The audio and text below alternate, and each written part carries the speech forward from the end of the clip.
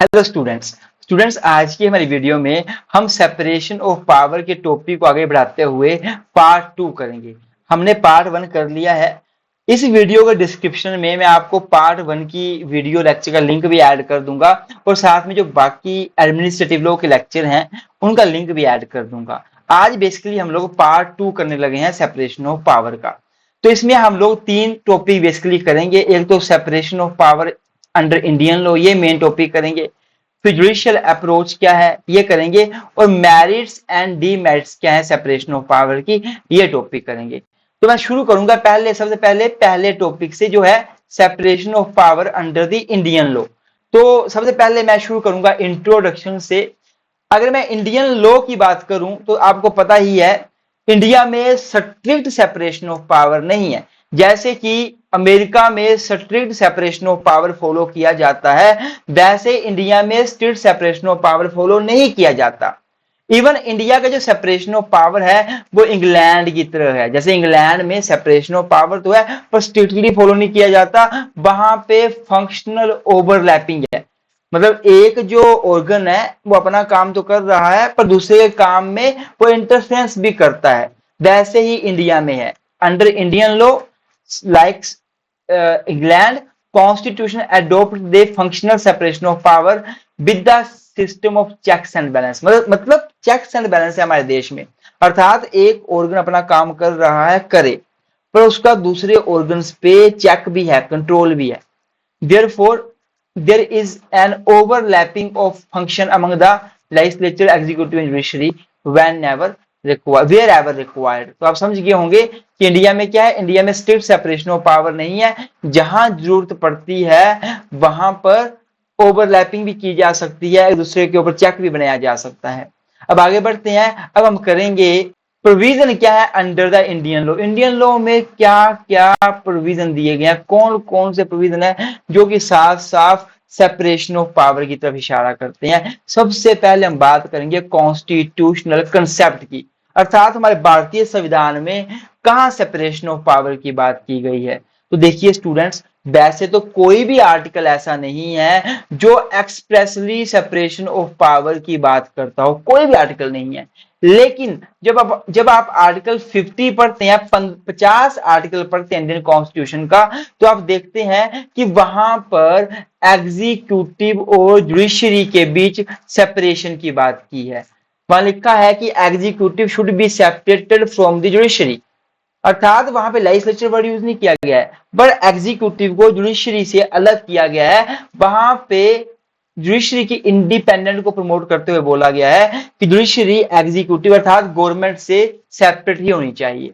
तो पहला पॉइंट तो ये हो गया आपका, जहां सेपरेशन ऑफ पावर की चीज देखने को मिलती है। दूसरा पॉइंट है पार्लियामेंट्री एग्जीक्यूटिव अर्थात संसदीय कार्यपालिका। देखिए हमारे देश की अगर बात की जाए तो जो प्रेसिडेंट है, देश का राष्ट्रपति है, वो आपको पता है कि ये यूनियन का क्या है, एग्जीक्यूटिव हेड है। आर्टिकल 52 अगर आप पढ़ते हैं, 53 पढ़ते हैं, वहां साफ साफ लिखा हुआ है कि यूनियन का एग्जीक्यूटिव हेड प्रेसिडेंट होगा। 53 बोलता है ना। वहीं अगर बात करें पार्लियामेंट की, तो पार्लियामेंट का मेंबर भी है। आपने पढ़ा होगा कि पार्लियामेंट कैसे बनेगी, एक Lok Sabha plus Rajya Sabha plus president, तीनों को मिलाकर पार्लियामेंट बनेगी। मतलब जो प्रेसिडेंट है वो यूनियन एग्जीक्यूटिव का भी हेड है और वो पार्लियामेंट का ही मेंबर है। अर्थात क्या मतलब हुआ, यहाँ पे एक जो प्रेसिडेंट है वो एग्जीक्यूटिव काम भी कर रहा है, उसका ही मेंबर है, और वो यूनियन और वो लेजिस्लेटिव का ही मेंबर है, पार्लियामेंट का ही मेंबर है।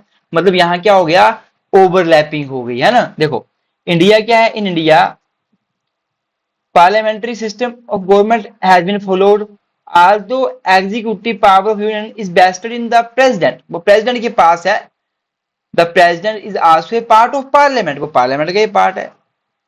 मतलब president executive का भी head है और parliament का भी member है। therefore there is an overlap, यहाँ overlap है इंडिया में, executive और legislature में overlapping है, अर्थात strict separation of power नहीं है। The president also legislative power भी है, इसके बाद has also legislative power such as promulgate the ordinance। इसके बाद एग्जीक्यूटिव पावर भी है और लेजिस्लेटिव पावर भी है। जैसे जब पार्लियामेंट सेशन में ना हो उस टाइम पे प्रेसिडेंट जो है वो सेशन ऑर्डिनेंस बना सकता है। आर्टिकल 123 इंडियन कॉन्स्टिट्यूशन का पावर देता है। तो इंडिया में क्या पार्लियामेंट्री एग्जीक्यूटिव है, तो state separation of power India में नहीं है। ये Ram Jawaya versus state of Punjab, one of the most important landmark case law. इसमें साफ साफ बोला गया सुप्रीम कोर्ट के द्वारा, सुप्रीम कोर्ट ने बोला इंडिया में रिजिड सेपरेशन ऑफ पावर है ही नहीं, यहाँ पे फंक्शनल सेपरेशन ऑफ पावर है, अर्थात एक दूसरे के ऊपर ओवरलैपिंग भी है। लेजिस्लेचर एग्जीक्यूटिव के ऊपर कंट्रोल करता है उस संतुलन बनाए रखने के लिए, वैसे एग्जीक्यूटिव भी करता है। मतलब प्रैक्टिकली पॉसिबल ही नहीं है कि स्ट्रिक्ट सेपरेशन ऑफ पावर हो तीनों ऑर्गन में, ये प्रैक्टिकली पॉसिबल भी नहीं है। तो 2 पॉइंट हो गए, अब तीसरा पॉइंट कर लेते हैं। तो तीसरा पॉइंट है फंक्शनल ओवरलैपिंग। तो इंडिया में फंक्शनल ओवरलैपिंग भी है। मैंने बहुत सारे प्रोविजन यहाँ पे लिख दिए आपके लिए जो एग्जाम्पल देते हैं फंक्शनल ओवरलैपिंग पे। फंक्शनल ओवरलैपिंग का मतलब क्या हुआ कि जैसे प्रेसिडेंट है, उसका मेन काम क्या है, एग्जीक्यूटिव काम करना, प्रेसिडेंट एग्जीक्यूटिव का हेड है, पर वो लेजिस्लेटिव काम भी कर रहा है, वो ऑर्डिनेंस बना रहा है, वो जुडिशियल काम भी कर रहा है। कैसे, वो पार्डन ग्रांट करता है आर्टिकल 72 में, किसी को फांसी हो गई तो आखिरी में प्रेसिडेंट ऐसा है जो कि किसी को माफ भी कर सकता है, मतलब जुडिशियल काम भी कर रहा है। मतलब क्या है, फंक्शनल ओवरलैपिंग है। एग्जीक्यूटिव केवल एग्जीक्यूटिव का काम नहीं कर रहा, बाकी 2 अदर काम भी कर रहा है, लेजिस्लेटिव काम भी कर रहा है, ऑर्डिनेंस बनाने की पावर भी है, प्लस जुडिशियल पावर उसके पास दी गई है पार्टनर ग्रांट करने की। वैसे सुप्रीम कोर्ट की बात करो, जुडिशरी की बात करो, वो जजमेंट तो दे ही रही है, पर इसके साथ साथ वो आर्टिकल 141 क्या बोलता है कि जो भी सुप्रीम कोर्ट ने जजमेंट दी, डिसीजन दिया, वो खुद में ही लॉ बन जाएगा और पूरे देश में वो मानना पड़ेगा जितने भी कोर्ट हैं। मतलब जुडिशरी लॉ को इंटरप्रेट कर रही है, जुडिशियल रिव्यू की पावर यूज कर रही है, पार्लियामेंट के द्वारा बनाए गए लॉ को अनकॉन्स्टिट्यूशनल डिक्लेयर कर रही है, ठीक है। इसके साथ साथ उसके डिसीजन को एज ए लॉ भी माना जा रहा है। जुडिशरी अपना काम तो कर रही है, प्लस वो एग्जीक्यूटिव का काम भी कर रही है, वो साथ में लेजिस्लेचर का काम भी कर रही है। वैसे ही लेजिस्लेचर की बात करो, लेजिस्लेचर लॉ तो बना ही रहा है, पर इसके साथ साथ वो जो है जुडिशियल फंक्शन भी अदा कर रहा है, जैसे कि जजेस को इम्पीचमेंट करना, जजेस को हटाना, महाभियोग करके हटाना, तो जजमेंट ही हुई ना वो। कोई जज साहब काम करने के लिए कैपेबल नहीं है, इनकैपेसिटी है उसके पास, तो वो जजमेंट कौन दे रहा है, पार्लियामेंट दे रही है, उसको हटा रही है मिस बिहेवियर के ग्राउंड पे। तो कहीं ना कहीं वो जुडिशियल फंक्शन भी कर रही है। इवन प्रेसिडेंट को रिमूव कर रहे हैं इम्पीचमेंट के थ्रू। तो यहाँ पे क्या कर, लेजिस्लेचर जो पार्लियामेंट है वो अपना काम जो लॉ बनाने का है वो तो कर रहे हैं, पर जजमेंट भी दे रहे हैं, डिसीजन भी दे रहे हैं। तो वो प्रेसिडेंट को भी हटा रहे हैं, वो सुप्रीम कोर्ट हाई कोर्ट जजेस को भी हटा रहे हैं। मतलब एग्जीक्यूटिव अपना काम तो, लेजिस्लेचर अपना काम लॉ बनाने का कर रहा है, साथ साथ में जुडिशियल काम भी कर रहा है। तो ये ओवरलैपिंग प्रोविजन है, जैसे कि ये सारे ओवरलैपिंग प्रोविजन है सारे। जैसे कि आर्टिकल 123 क्या बोलता है, ये पावर देता है प्रेसिडेंट को जो कि एग्जीक्यूटिव हेड है कि तू ऑर्डिनेंस बना, लॉ मेकिंग पावर दे रहा है। 213 में गवर्नर को लॉ मेकिंग पावर दी हुई है। 356 जो है स्टेट इमरजेंसी डील करता है। यहाँ क्या बोला गया, ये प्रेसिडेंट को पावर देता है कि वो स्टेट इमरजेंसी में पूरे स्टेट का सिस्टम देखे। है तो एग्जीक्यूटिव हेड, सेंटर का हेड है, एग्जीक्यूटिव हेड है, पर वो क्या कर रहा है, वो खुद अब सारे काम देख रहा है स्टेट इमरजेंसी के दौरान। वैसे 61 की बात की जाए तो प्रेसिडेंट को इम्पीचमेंट के थ्रू हटाया जा सकता है। कौन हटाता है इम्पीचमेंट के थ्रू, पार्लियामेंट हटाती है। तो ये भी ओवरलैपिंग प्रोविजन है, पार्लियामेंट अपना लॉ बनाने का काम तो कर रही है, पर जजमेंट भी दे रही है, डिसीजन भी दे रही है कि तू काम करने के लायक है या नहीं है। सिमिलरली 66 से 145 है, 145 सुप्रीम कोर्ट को पावर देता है कि सुप्रीम कोर्ट रूल रेगुलेशन बना सकता है, जुडिशरी को पावर देता है, मतलब बोलने का। आर्टिकल 72 जो प्रेसिडेंट को पावर देता है कि वो पार्डन की पावर है उसके पास, किसी की फांसी माफ कर सकता है, सजा कम कर सकता है, सारी ये सारे ओवरलैपिंग प्रोविजन है। मतलब अपना तो वो काम उनका अलग है, तो वो दूसरों का काम कर रहे हैं। वो क्या कर रहे हैं, वो कहीं ना कहीं चेक कर रहे हैं, चेक्स एंड बैलेंस मेंटेन कर रहे हैं, कंट्रोल कर रहे हैं। ये सारे प्रोविजन आपने देख लेने हैं। अब अगला पॉइंट जो है वो क्या है, वो है फंक्शनल ओवरलैपिंग। ये हिंदी में लिखा हुआ मैंने पूरा, तो ये आप हिंदी में पढ़ सकते हैं, हिंदी स्टूडेंट्स के लिए आप देख लीजिए एक बार, स्क्रीनशॉट भी ले सकते हैं। और अगर आप चाहते हैं कि आपने हमारे नोट्स लेने अच्छे से, तो आप हमें व्हाट्सएप पे मैसेज कर सकते हैं। ये हमारा व्हाट्सएप नंबर है। इवन इस वीडियो के डिस्क्रिप्शन में हमने अपना व्हाट्सएप नंबर दिया है, हमारी इवन एप्लीकेशन का लिंक भी दिया है, मुकेश मुनीश लो क्लासेस की ऐप है हमारी, आप डायरेक्टली बाय कर सकते हैं नोट्स भी। अगर आपको रिवीजन सेशन चाहिए शॉर्ट में 4-5 घंटों में पूरा सब्जेक्ट बड़े अच्छे से कंप्लीट किया हो, तो आप हमारा रिवीजन सेशन ले सकते हैं। आपको बहुत हेल्प होगी, कम समय में आपकी बहुत अच्छी तैयारी हो जाएगी। चाहे आप CCSU से हैं, MSU से हैं, LPU से हैं, GNDU से हैं, HPU से हैं, पंजाबी यूनिवर्सिटी पटियाला से हैं, पंजाब यूनिवर्सिटी चंडीगढ़ से हैं, आप कुरुक्षेत्र यूनिवर्सिटी से हैं, कर्नाटका स्टेट लॉ यूनिवर्सिटी से हैं, मुंबई यूनिवर्सिटी से हैं, आप चाहे यूपी की किसी भी यूनिवर्सिटी से हैं, आप चाहे बिहार की किसी भी यूनिवर्सिटी से हैं, असम यूनिवर्सिटी से हैं, अरुणाचल यूनिवर्सिटी से हैं, आप हमारे नोट्स ले सकते हैं, लेक्चर ले सकते हैं। आपको अच्छा मटेरियल दिया जाएगा। जो हमारा मटेरियल है बहुत अच्छा है। हमारे मटेरियल को आप स्टूडेंट अच्छा बोलते हैं, हम नहीं बोलते, वो पेड मटेरियल रहेगा। आप लेक्चर भी ले सकते हैं, इवन फ्री यूट्यूब में है, और पेड भी आप हमारी एप्लीकेशन से परचेज कर सकते हैं। हमने हर सब्जेक्ट कवर किया हुआ है, चाहे हम बात करें प्रॉपर्टी लॉ की, बात करें मुस्लिम लॉ की, बात करें प्रोफेशनल एथिक्स की, बात करें इंटरनेशनल लॉ की, हर सब्जेक्ट को कवर किया हुआ है, आप ले सकते हैं। तो भी अगला पॉइंट करते हैं। तो अगला पॉइंट है system of checks and balance. ये हमने पहले कर लिया, आपको समझ आ भी गया होगा। और लास्ट पॉइंट आता है आपका separation of power is the basic structure. जो ये सेपरेशन ऑफ पावर है, शक्तियों का जो पृथक्करण है, ये हमारे संविधान का मूल ढांचा है, मूल संरचना है, बेसिक फीचर है। इंदिरा नेहरू गांधी वर्सेस राजमरानी के केस में साफ साफ बोला गया था कि justice Bhagwati held that separation of power is the part of the basic structure of the Indian constitution. इसका मतलब क्या हुआ? जो सेपरेशन ऑफ पावर है, इसको कभी भी खत्म नहीं किया जा सकता। इवन जो पार्लियामेंट है, वो अमेंडमेंट के जरिए भी इस कंसेप्ट को नहीं खत्म कर सकती। इसके साथ छेड़खानी ही नहीं की जा सकती, क्योंकि ये बेसिक स्ट्रक्चर है। Separation of power is the part of basic structure of the Indian Constitution. No organ of the government can perform the functions assigned to another. Normally क्या होता है, पार्लियामेंट को लॉ बनाने का काम दिया गया, पार्लियामेंट अपना काम कर रही है, कोई और ऑर्गन काम नहीं कर रहा उसका। जुडिशरी को जजमेंट देने का काम दिया गया, वो अपना काम कर रहे हैं, एक दूसरे पे इंटरफेरेंस नहीं करते। प्रॉपर सेपरेशन ऑफ पावर है। हाँ, हम मानते हैं कि सेपरेशन ऑफ पावर के साथ साथ चेक्स एंड बैलेंस भी है, ओवरलैपिंग भी है, फंक्शन ओवरलैपिंग, वो अलग बात है, वो हम मानते हैं। अब आगे नया टॉपिक आता है जुडिशियल अप्रोच का। तो अगर जुडिशियल अप्रोच की बात करें, तो यहाँ पे हम सिर्फ और सिर्फ सुप्रीम कोर्ट के केसेस की बात करेंगे कि हमारे जज साहब ने क्या किया है, जुडिशरी ने कैसे देखा है। तो हमने बड़े फेमस केस तो यहाँ पे 4 केस तो लिखे हुए हैं, बड़े ही ज्यादा लैंडमार्क केस हुए हैं, आपको याद करने हैं। सबसे पहला है Ram Jawaya Kapur versus state of Punjab. इस केस में जस्टिस मुखर्जी, नाम भी याद कर लीजिएगा, जो जज साहब है, जस्टिस मुखर्जी ने साफ साफ कहा था कि इंडियन कॉन्स्टिट्यूशन में स्ट्रिक्ट सेपरेशन ऑफ पावर की डॉक्ट्रिन को फॉलो ही नहीं किया गया है, लेकिन फिर भी इंडिया में क्लियर सेपरेशन ऑफ पावर है लेजिस्लेटिव, एग्जीक्यूटिव एंड जुडिशरी में। स्ट्रिक्टली सेपरेशन ऑफ पावर को फॉलो नहीं किया गया, पर क्लियर सेपरेशन ऑफ पावर देखने को मिलता है। राम जवाई वाले केस ने कहा सुप्रीम कोर्ट ने। फिर again very landmark case, Indira Nehru Gandhi versus Raj Narayan.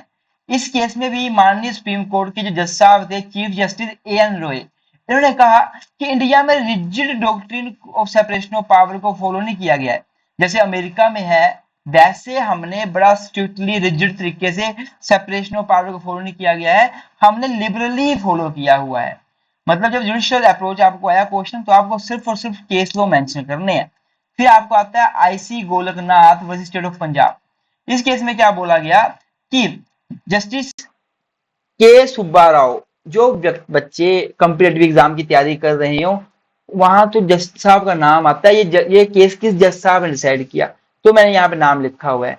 तो के सुब्बा राव ने क्या हेल्ड किया, that the constitution demarcates the powers of 3 organ and each must work within its constitutional limit. क्या बोला कि जो भारतीय संविधान है, उसने प्रॉपर तरीके से जो 3 ऑर्गन की पावर को सीमांकन कर रखा है, उनकी पावर डिवाइड कर रखी है, और हर एक ऑर्गन को अपनी कॉन्स्टिट्यूशनल लिमिट के अनुसार ही काम करना चाहिए। और लास्ट जो केस है वो है state of Jammu and Kashmir versus Asif Hamid Khan. इस केस में सुप्रीम कोर्ट ने क्या हेल्ड किया, although separation of power is not absolute in India, the constitution clearly defines the power of each organ and no organ should interfere with the function of the other.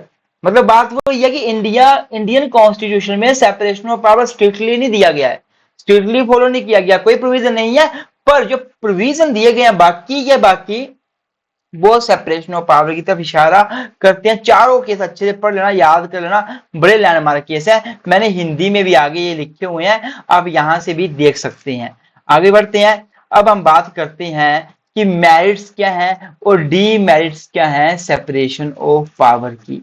अगर मैं merits की बात करूं तो जो separation of power का part 1 था उसमें मैंने ऑब्जेक्टिव्स कंप्लीट किए थे। ऑब्जेक्टिव, एडवांटेज, मेरिट सेम ही बात है, तो वो सारे आप यहाँ पे लिख सकते हैं। तो उस वीडियो का डिस्क्रिप्शन में मैंने लिंक दे दिया है, वहां से आप देख लीजिएगा। तो डीमेरिट्स की बात की जाए तो सेपरेशन ऑफ पावर के कुछ अवगुण भी हैं, कुछ दोष भी हैं, कुछ इसकी डीमेरिट्स भी हैं। तो वो क्या है? सबसे पहले हिस्टोरिकली इनकरेक्ट। जो सेपरेशन ऑफ पावर की डॉक्ट्रिन दी थी, ये दी थी मोंटेस्क्यू ने।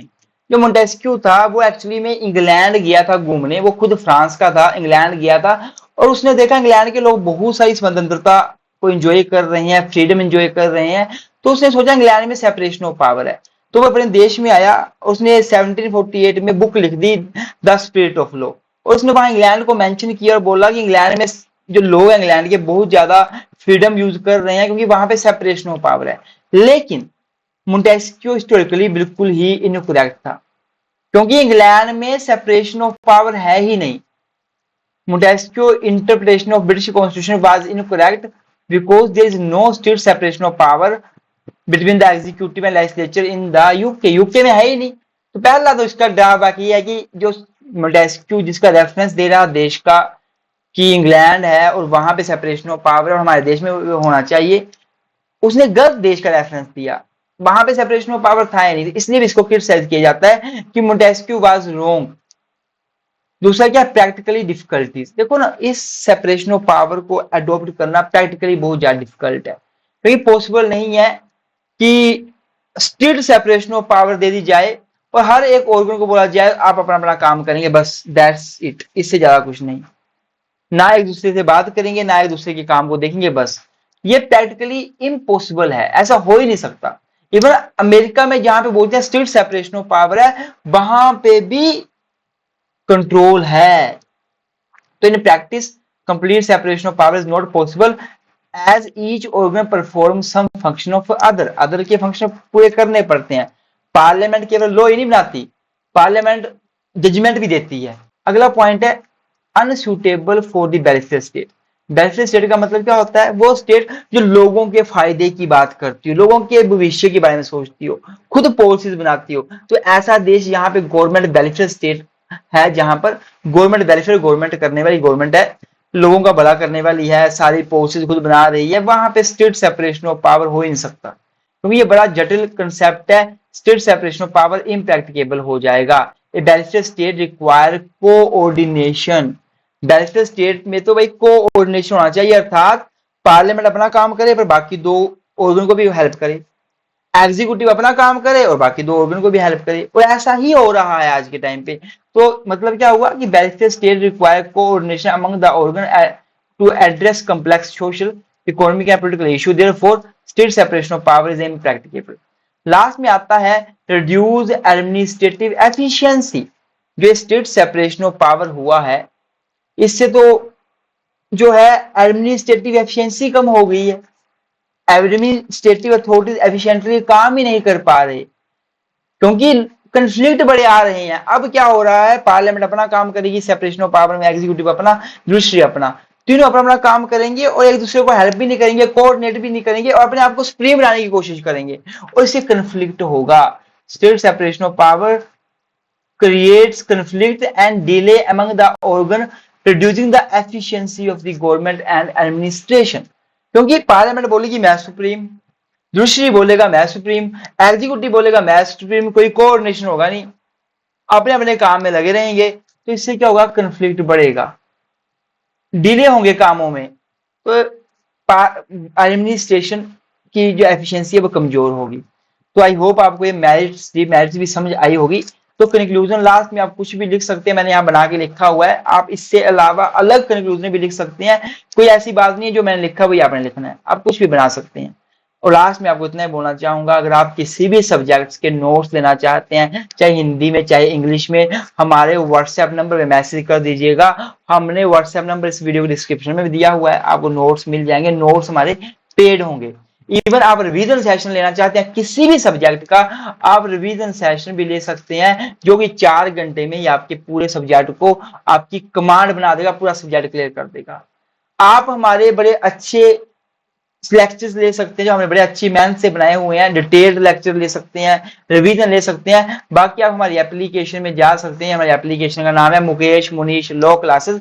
आप जा सकते हैं और वहां जाकर आप देख सकते हैं हमने बहुत सारे कोर्स क्रिएट किए हैं, बहुत सारे सब्जेक्ट्स हमने कंप्लीट किए हैं, आप वहां से परचेज कर सकते हैं। थैंक यू सो मच, मिलते हैं किसी नई वीडियो में।